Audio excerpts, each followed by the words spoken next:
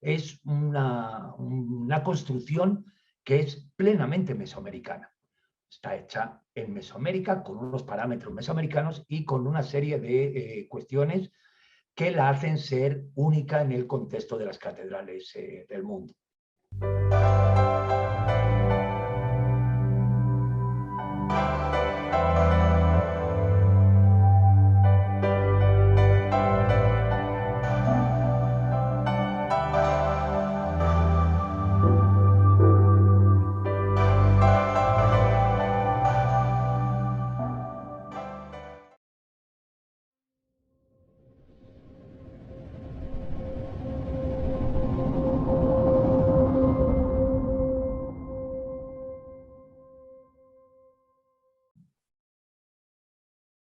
Hola, ¿qué tal amigos de la Jornada de Oriente? Soy Paula Carrizosa, reportera en la sección de Cultura de este diario. Como cada viernes nos reunimos con los hacedores, con quienes integran y construyen este amplio renglón que es la cultura. Como constructor, el investigador Antonio Molero Sañudo trabajó en la indagación y elaboración del que es su más reciente libro, La Catedral de Puebla, historia de su proceso creativo. En él aborda la construcción del edificio más importante de la Puebla de Los Ángeles, la catedral, yendo desde la fundación de la ciudad en 1531 y la edificación de la primera catedral llamada La Vieja, en un camino que lo lleva a la construcción de la nueva catedral hacia 1575 por el maestro Francisco Becerra, un proceso que se prolongó más de 2 siglos hasta la remodelación neoclásica que realizó José Manso a comienzos del siglo XIX. En el libro, que se presentará el próximo miércoles 15 de diciembre en Profética Casa de Lectura, el historiador del arte pone atención en las diversas trazas y proyectos que sí se hicieron y otros que se quedaron en el papel, a la par de que abonen un asunto, los planos, alzados, levantamientos que en tercera dimensión que él hizo a partir de las propias medidas de la catedral. Este día me da mucho gusto que el maestro Antonio Molero se reúna aquí conmigo y me permita platicar y conocer un poco sobre este proyecto. ¿Desde hace cuánto nació el amor por la catedral, Antonio? Buenas tardes, Paula. Muchas gracias primero por haberme invitado a este espacio para presentar este querido texto y de dilatado proceso, su elaboración, tanto casi como la catedral. Bueno, esto surge desde mi trabajo de tesina, la tesina como se llamaba en España, o la maestría aquí, el trabajo de maestría, con un primer acercamiento entre las catedrales de Jaén y la Catedral de la Puebla de Los Ángeles. Eso me llevó pues como 2 o 3 años, que era en lo que se elaboraba esta tesis o tesina, esta tesis de maestría, y posteriormente, bajo la tutela y la dirección, primero de Pedro Navascués Palacios, un gran historiador de catedrales español, y después, a renglón seguido, por el tristemente fallecido, por desgracia, mi director titular finalmente, José Luis Gutiérrez Robledo, él profundizar en la Catedral de Puebla, también un erudito, un estudioso sobre catedrales principalmente europeas y españolas en concreto. Esto me hizo, yo ya tenía en mente el trabajar con Puebla, el trabajar sobre lo que es Puebla, la primera configuración después de la conquista, de esas guerras de conquista, el choque cultural entre sobre todo los primeros franciscanos y el universo que se encuentran aquí, ¿no? Eso lo derivé hacia, digamos, un trabajo constructivo. Yo soy historiador del arte, pero me especializo en la historia de la construcción, y eso nos hizo ponernos de lleno con la Catedral de Puebla. También tuvo que ver este placer por estudiar sobre México y la Nueva España, bueno, el hecho de tener unos muy buenos amigos en México ciudad, que de alguna manera pues, fue una excusa para venir a verlos y trabajar también asiduamente. Son de un colectivo llamado La Guillotina y son muy, muy amigos míos. Comencé, también tengo que resaltar en la suerte que tuve en mi si no mi primera visita seria para comenzar a investigar sobre la catedral, el encontrarme, sin buscarlo realmente, con la doctora Montserrat Galí, que me abrió este universo poblano, que ella también conoce, obviamente, y me abrió los ojos, me encauzó a dónde, cómo, qué buscar y qué hacer. Ella se asustó de que alguien desde el otro lado se atreviera con un trabajo tan largo, extenso, porque la tesis en España, en aquel momento, la tesis doctoral, eran 5 años y se podía prolongar un año más. Yo ya, como digo, yo trabajando más de 4 años fácil sobre la catedral, y ahí fue mi comienzo. Fue mi primer contacto con el archivo de la catedral, a donde ella me dirigió. El personal de entonces en la catedral, todos en general, desde más alto al sacristán, digamos, a la persona más de servicio, más en el escalafón más bajo, por decirlo de alguna manera, me trataron maravillosamente y fue posible el indagar en su archivo. Ahí me encontré con otra de las personas que me facilitó, me ayudó y a día de hoy somos muy amigos, con Gustavo Mauleón, el maestro Mauleón, muy conocido en el entorno poblano, y eso me facilitó el trabajo en catedral. A renglón seguido, el trabajo con el archivo del ayuntamiento. Allí también tengo que decir que hay un personal increíble y que facilita muchísimo la consulta a todo tipo de personas que se acerca hasta sus instalaciones y aparte tiene un acervo maravilloso. O sea, tan solo falta un libro de cabildo, ¿no? De actas de cabildo. Y en catedral lo mismo, o sea, tenemos un acervo maravilloso. Todo eso ya, digamos, en el ambiente poblano. En el ambiente ya español, pues obviamente Archivo de Indias, en México el Archivo General de la Nación, muy importante, y el cual cada día tiene más documentos digitalizados o por lo menos registrados para que en el ordenador, en tu propia casa o en el propio lugar, cubículo de investigación, puedas saber qué es lo que existe y luego ya trasladarte digamos, con la mente fija en la búsqueda. El archivo y obviamente el fundamentalísimo Archivo de Indias de Sevilla, el cual, insisto también, con esto de la pandemia que nos tiene varados en casa, ya llevamos 2 años, bueno, en algunas cuestiones tenemos que felicitar el cómo se ha facilitado algunas cosas, y esto ha sido, por ejemplo, la consulta en pares, en el archivo de Sevilla, online. Esto en aquel momento no existía, ahora mismo existe, pero bueno, nada más remarcarlo por el momento que estamos viviendo. Pero esos han sido mis principales búsquedas donde yo trabajé fundamentalmente para realizar primero la tesis doctoral y en consecuencia este libro que ahora estamos platicando. Y maestro, ¿qué información, doctor, perdón, qué información da al lector, al interesado en el tema, el posicionarse desde esta manera frente a la catedral, desde lo espacial, las medidas que ustedes hacen referencia y que ya usted en diferentes charlas ha expuesto estas referencias que hay con la Casa del Deán, la importancia de los constructores naturales, con lo que pasa desde afuera? Háblenos un poco de esto. ¿Cómo situarnos frente a este texto desde el abordaje que usted hace? Pues me encanta la pregunta que me haces porque es un tema que a día de hoy sigo trabajando, de hecho. Creo que es un punto de vista, primero, a día de hoy es el trabajo más actual, o sea, más puntero que pueda haber con respecto a la construcción de la catedral, ya que, bueno, pues el archivo de catedral está cerrado, no podemos indagar más y no ha habido más autores que hayan ido más allá. Confío en que sí, obviamente, la catedral es un pozo sin fondo. Sí, se puede seguir estudiando y buscándole investigaciones en diferentes campos.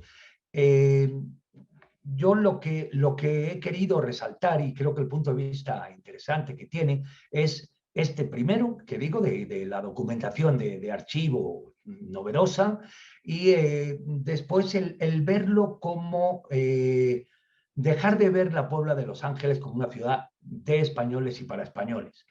Obviamente, eso es lo que tenemos en la documentación inicial. y se plantea por los oidores y al principio de su fundación. Pero en realidad es una ciudad, una realidad mestiza, diría yo, de un mestizaje desde su comienzo. Y lo mismo sucede con su catedral, aunque obviamente lo que vemos es un edificio de la religión triunfante, lógicamente, y un edificio a simple vista catedralicio, pues similar o no similar, o muy similar o en ciertas partes similar a los que se construían en aquel momento en Europa.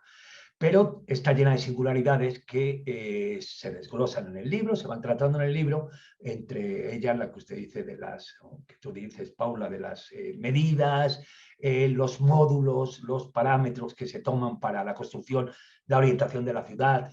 Son una serie de constantes que se mantienen desde su inicio en 1575 hasta su finalización. De hecho, es un edificio, pocos edificios catedralicios muestran perdón, esa unidad no solo de estilo, porque normalmente son un conglomerado, en España un conglomerado de diferentes estilos, normalmente hay un pozo románico, pasamos a una parte o restos góticos, luego hay partes renacentistas, capillas barrocas y continuamos así hasta el día de hoy.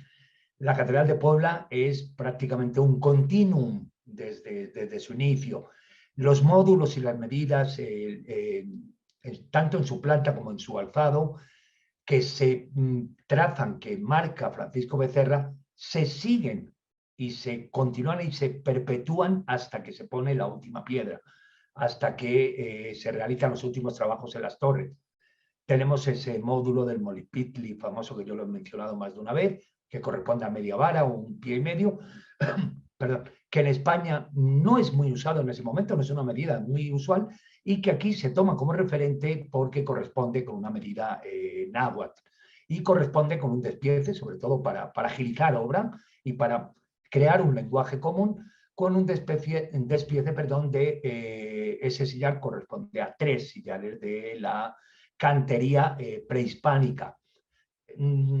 Igual que este punto que les comento, hay muchos más factores que le hacen un edificio mixto, aunque digo que la estética, lo que tenemos delante es un edificio de la fe católica, obviamente, pero la convierten en un edificio que yo no me paro de reiterarlo, único y en el universo de este tipo de construcciones.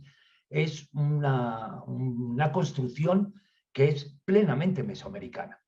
Está hecha en Mesoamérica con unos parámetros mesoamericanos y con una serie de cuestiones que la hacen ser única en el contexto de las catedrales del mundo. Y con esta premisa se pretende abrir el debate. Está lo hecho por el doctor Efraín Castro, también las indagaciones de la propia Montserrat Galí. ¿Qué pasa con esta propuesta digamos, en el mundo de la historiografía de la catedral? Bueno, los dos grandes personajes que ha nombrado para mí son referentes, cada uno en un sentido. Con la doctora Montserrat, ella fue de hecho lectora en mi tesis doctoral allí en España, ya insisto, es una muy buena amiga y hemos platicado mucho sobre esto. Coincidimos o coincide con los planteamientos que yo muestro. Ella define la ciudad de Puebla como una ciudad, digamos, o la marca como una ciudad episcopal. Ahí sí que tenemos un cierto fricción en el buen sentido de la palabra, ¿no? Yo no consideraría desde el origen la ciudad de Puebla como una ciudad episcopal, pero bueno, son matices en los cuales cada historiador lo único que hacemos es digamos, darle esplendor a este edificio, darle esplendor a esta historiografía de la construcción que tenemos en Puebla, reflejada en la catedral principalmente, pero la tenemos en la Casa del Deán, la tenemos en otros edificios. Con el doctor Efraín Castro también he coincidido en algunas pláticas, en algunas charlas, sobre todo en torno a la Casa del Deán. Y bueno, ahí sí que poco a poco, a través de los años, hemos ido, digamos, me lo he ido llevando yo a mi terreno, porque desde un confrontación inicial en la cual incluso él me ponía en tela de juicio o duda si Francisco Becerra fue el trazador de la portada del DEAN. La última vez que coincidimos en una plática, recuerdo, después fuimos a comer y me dijo, como es él, me dijo: Antonio, creo que tienes razón con lo de Becerra. Que el gran Efraín Castro te diga, creo que tienes razón, para mí es un piropo enorme y es como darme la pauta de que sí. Yo he trabajado mucho sobre estos dos temas y sobre Francisco Becerra y sobre todo sobre el siglo XVI. Obviamente no se puede asegurar porque para eso tenemos que tener un documento. Yo he mencionado la Casa del Deán como laboratorio de pruebas para la catedral. Creo que a día de hoy ya no hay duda, porque aunque no tenemos el documento donde lo pone, son muchas las coincidencias. Becerra estuvo en Puebla del 1500, bueno, llegó antes, pero la traza de la catedral la hace en 1575 y está hasta 1580. 5 años en los cuales el deán de la catedral, don Tomás de la Plaza, está al frente de las obras, ya que la sede está vacante en diferentes periodos, pero aunque en ese momento en concreto no está vacante, es él el que firma todos los documentos. El deán de la Plaza es paisano de Becerra. La portada de la Casa del Deán tiene una fecha que la damos por fecha de terminación en el segundo piso, en el entablamento del segundo piso, en el cual pone clarísimamente 1580. Hay una serie de elementos en la portada del Deán que los vemos en otras construcciones de Becerra, tanto en España como aquí en México, en la Nueva España. Toda esta serie de elementos los vemos después en la portada, en la catedral, en elementos que están presentes en sus soportes, en las columnas, en sus basamentos. Las proporciones que tiene la portada del Deán están reflejadas absolutamente en la catedral. Y no solo en la catedral en su conjunto completo, sino que Becerra en 5 años hace lo que el maestro Andrés de Vandelvira en Jaén, que en eso sí que yo le veo una semejanza enorme a la catedral de Jaén con la de Puebla, en que deja planteado, lo que deja construido es ya inamovible y deja la pauta marcada para que capillas, altura de la nave, desarrollo de la nave mayor, quedan ya marcados para continuar la construcción. Es como si dijéramos, deja una traza viviente, deja una traza levantada, suficiente como para continuar cualquier otro maestro. Esto lo vemos en la portada del Deán. La portada del Deán es un reflejo, la catedral se refleja, la portada del Deán es la marca de identidad de la catedral. Creo que a grandes rasgos, tanto con la doctora Monserrat como con el doctor Efraín Castro, coincidimos. Y bueno, pero como tú ya sabes, normalmente los investigadores siempre seguimos rascando y obviamente de esta, digamos, confrontación o debate es donde surge nuevas propuestas, nuevas ganas de buscar. Pero a día de hoy yo creo que no hay duda. Yo lanzo una serie de hipótesis en este texto, una serie de planteamientos, ya no hipótesis, sino planteamientos. O digo, yo creo que esto fue así, esto sucedió así, muchos de ellos están documentados, otros están planteados, y yo creo que planteados de una manera muy sólida como para que sean irrefutables. Y ahora que habla sobre estos nuevos planteamientos y lo que propone el libro, háblenos también un poco sobre la propuesta de llevar a lo tridimensional lo que usualmente vemos de manera bidimensional en los documentos. ¿Cómo fue el abordaje? Bueno, pues esto sí que se lo debo a mi director de tesis, a José Luis Gutiérrez Robledo, que acabó siendo un gran amigo mío, en que cuando comenzamos con el trabajo de la catedral, yo empecé digamos, recabar documentación, ingente documentación sobre ella, y él me preguntó qué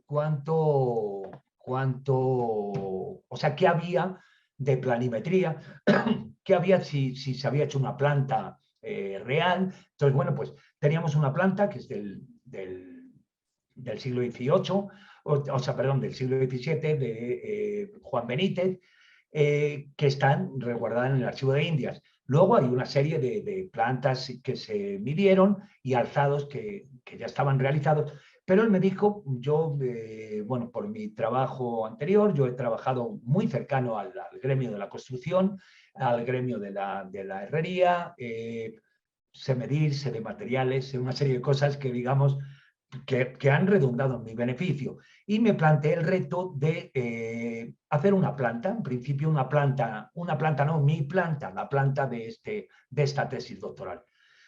Eso lo tracé con un gran amigo con el que sigo trabajando a día de hoy, Sotero Ruiz Lacal, en España. Ahora trabajo online porque yo vivo en México. Y él me dijo que por qué no, utilizando un programa de CAD, ambos somos autodidactas en este aspecto, y por qué no utilizando un programa de CAD nos atrevíamos a hacer un alzado, que si yo medía, hacíamos un alzado.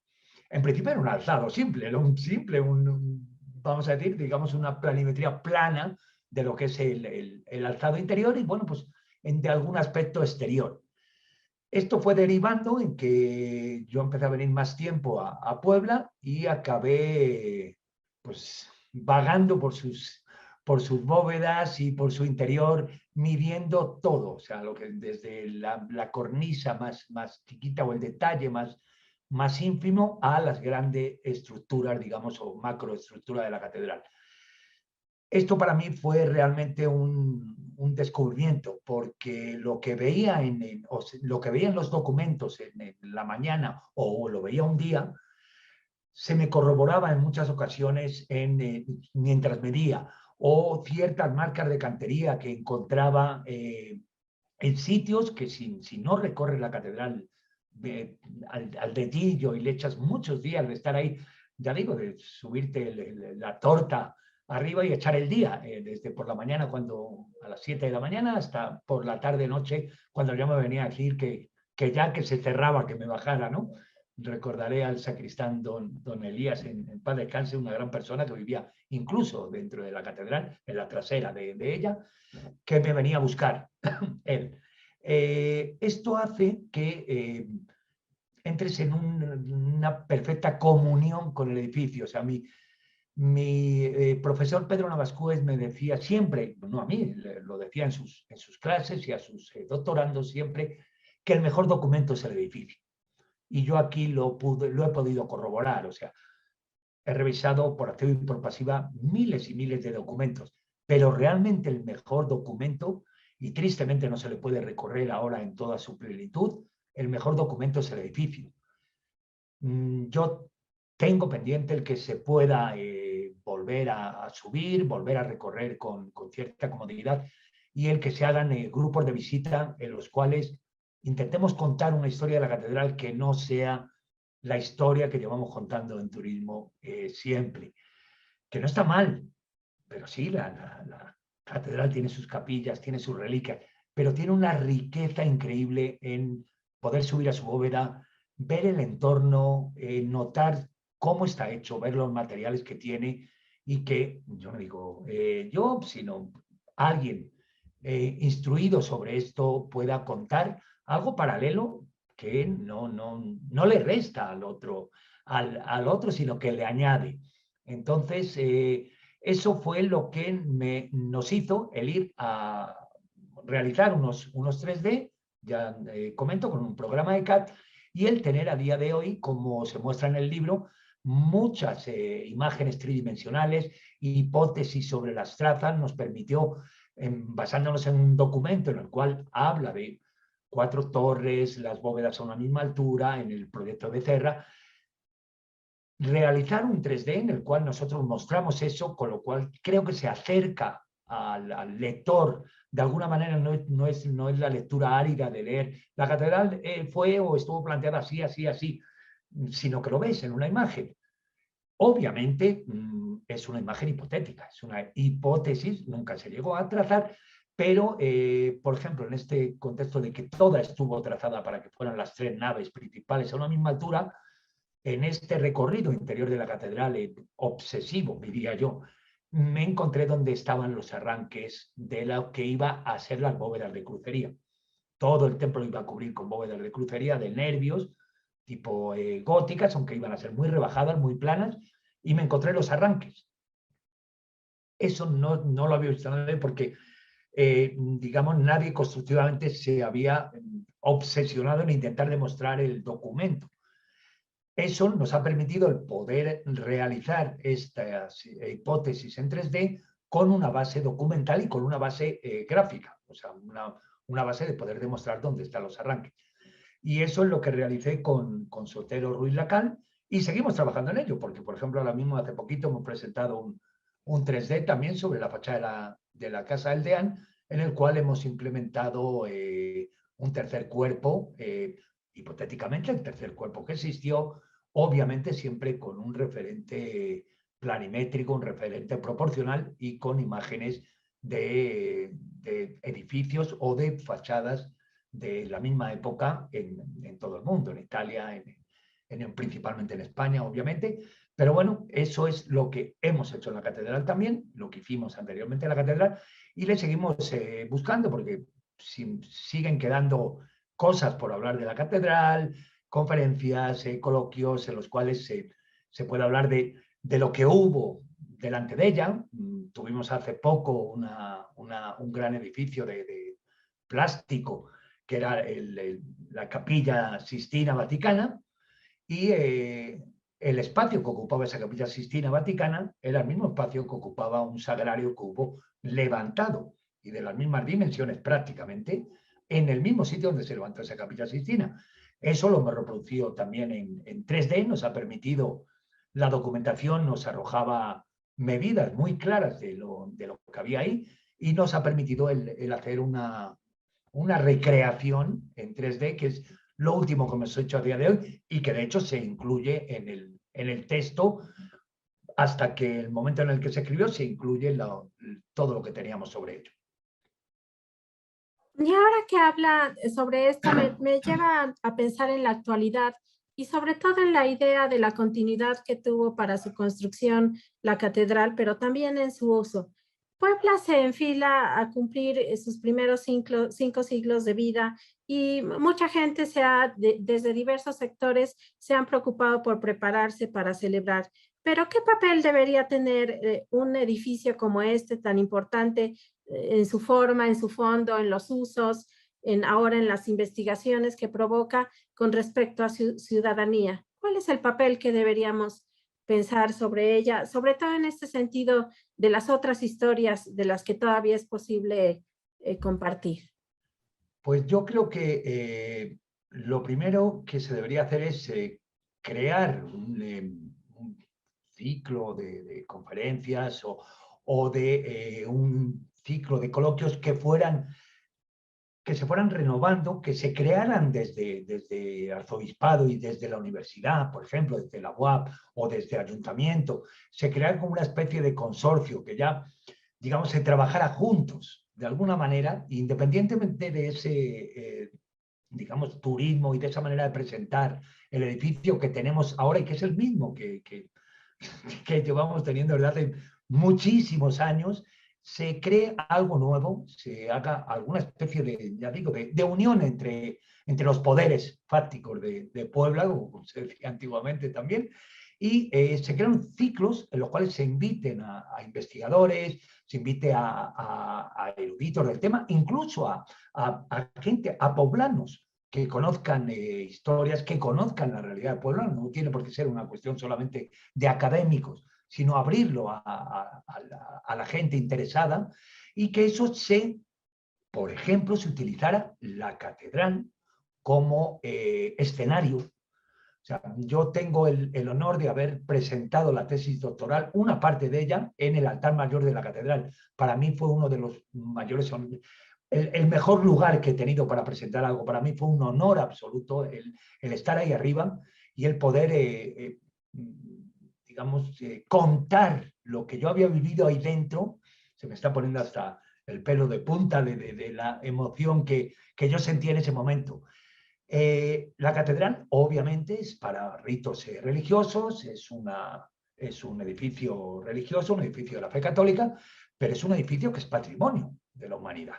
Es un edificio que debería estar abierto, igual que tiene abiertas sus puertas, una vez que tenemos un cierto relajo, una cierta tranquilidad con con este tema de la pandemia, y que se prestara a ser un lugar de encuentro de la poblaridad y de la gente que se quiera acercar a ello.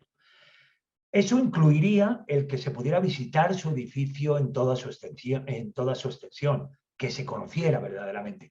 E incluiría el que los investigadores, los jóvenes investigadores que hay en la UAP, que los hay muy buenos, hay muchos que no han podido entrar en su archivo, no conocen ni un documento de la catedral. Esto creo que habría que solucionarlo. Habría que, y qué buen momento sería esa celebración que se nos viene encima y en la cual pudiéramos participar todos, los que la conocemos desde dentro, los que la conocen desde fuera y las instituciones. Hacer una unión, es decir, vamos a olvidar todo lo que pueda, o todo el por qué no hemos trabajado juntos hasta ahora, y vamos a trabajar todos juntos por Puebla, por su catedral y por México y por esa nueva España que fue. Creo que es lo que deberíamos de hacer. Por mi parte, me ofrezco voluntario, ya, desde este momento. Pues yo le agradezco mucho. Ha sido una plática muy rica, tocando diversos temas, pero todas ellas te podrán encontrar su profundidad en el libro. ¿Dónde conseguir su material? También sé que sus planos están disponibles en su página electrónica, así que solo dejar esa información, doctor. Exacto. Bueno, el libro lo ha publicado la UAP en consorcio, digamos, o junto con el Instituto Vélez Pliego y con el Ayuntamiento de Puebla. El libro, no, por desgracia, no es de acceso público por una serie de convenios que se hicieron. Es una cuestión, digamos, académica, pero yo remito a que todo interesado toque las puertas del Ayuntamiento, toque las puertas del Instituto Vélez Pliego y diga dónde lo puede conseguir.